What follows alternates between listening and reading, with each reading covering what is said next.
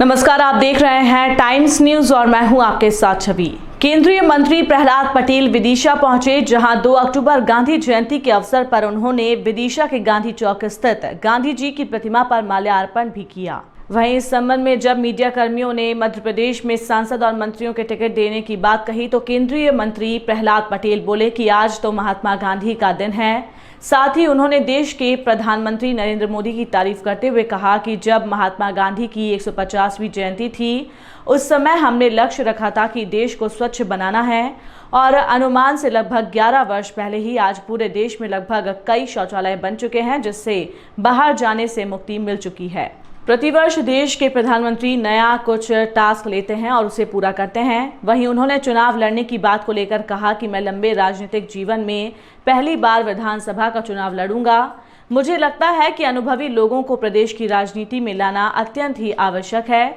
जो मुझे आदेश पार्टी से मिला है मैं उसका स्वागत करता हूं। आज पूरे विश्व में हमारे भारत का डंका बज रहा है।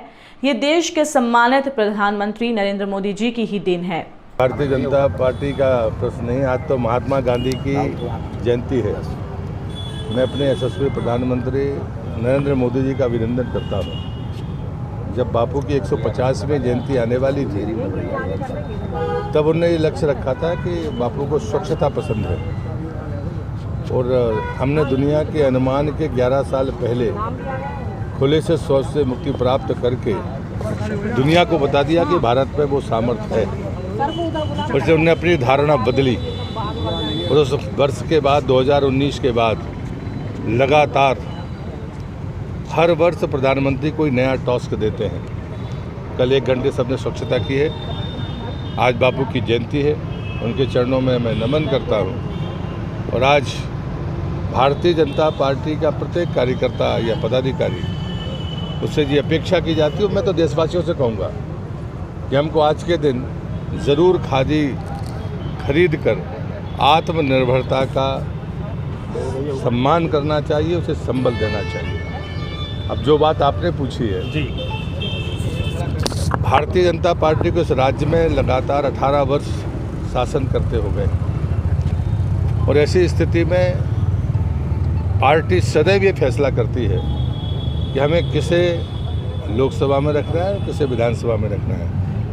मैं खुद पहली बार जीवन में, इतने लंबे राजनीतिक जीवन में विधानसभा का चुनाव लड़ूंगा। मुझे लगता है कि अनुभवी लोगों को राज्य की राजनीति में लाना ये पार्टी का स्वागत योग्य कदम है और मैंने उसका स्वागत किया भी है।